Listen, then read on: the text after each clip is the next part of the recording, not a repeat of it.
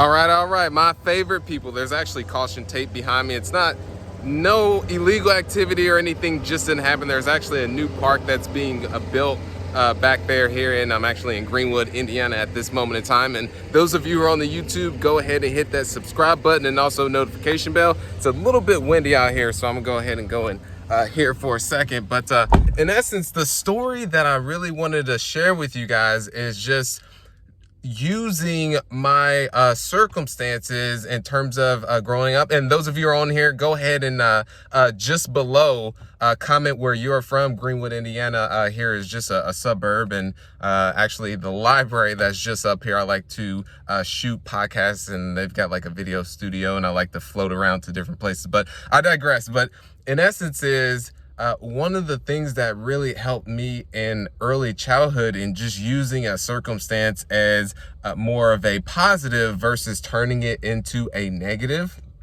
is in essence is growing up on welfare and Section 8 housing and other government assistance, had to figure out a way to earn money. And of course, there was tons of illegal activity that was going around, and decided to not take that path.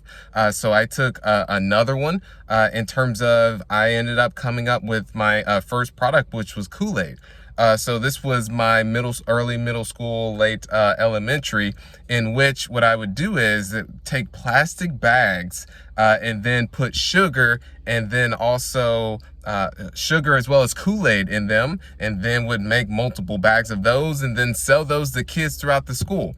And then my next product was actually Pokemon cards, which people are actually still doing that to this day, and wish I would have kept some of those cards because they're even more valuable at this present time. But that was another hustle that I did. And then also I would play cards as well in terms of as a way to earn money, because for me, as I was in a negative environment, but I was always a good kid at heart. I've done some bad things, but nothing like too extreme or anything. But in essence was I ended up taking measures such as that to earn money and figure it out. And that's how what really translated to me getting the entrepreneurial spirit, because being an entrepreneur myself, and I don't know if you actually even call that a title, I've always just done it, is in the space of real estate, for instance, and being a business owner is, and this is just a personal experience share, you guys, is I'm not perfect by any means.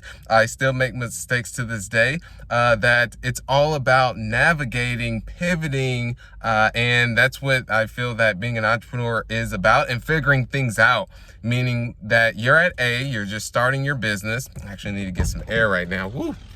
You're at point A, your goal is Z. Now it's your objective to reverse engineer and figure out how to shorten that gap to get from A to Z. So that's all in terms of when I wanted the cool things to impress people. What I thought at that point in time when I was younger is that I wanted to get those shoes, which was Z.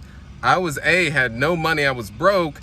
How do I bridge the gap in a legal sense to be able to afford to get those shoes or clothes or whatever it was? And the same thing translates to the real estate side, is getting that first deal. When I made that shift to, well, I started single family. Let's start with that as a prime example.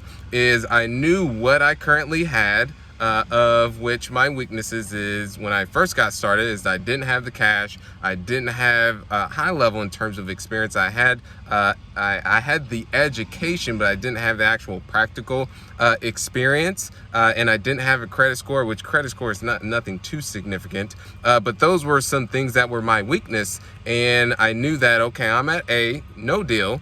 I want to get to my first deal, and this was in 2013. Okay, Z is my first deal. Now I've got to bridge the gap. Okay, these are my weaknesses. These are my strengths. I can go find the deal. I have the time.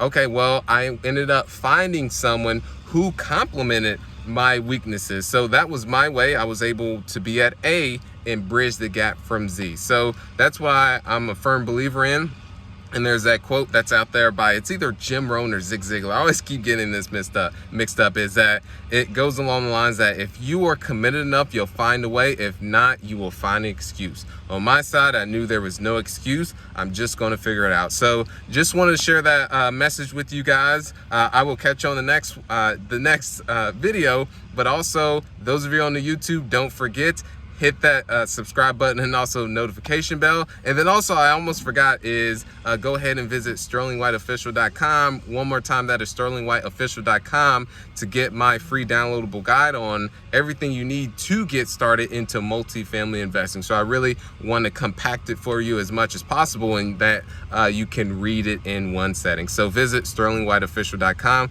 to be able to get that. Have a great one. Keep being awesome, y'all. All right, let's go ahead and take a little more of a trip right there so you can see the park. I wish I could zoom in a little bit, but it says right there, do not step on new grass. You guys know me, don't tell me what to do. So what I did was I stepped on the grass. I just got to be that individual. But keep being awesome, y'all. Thank you.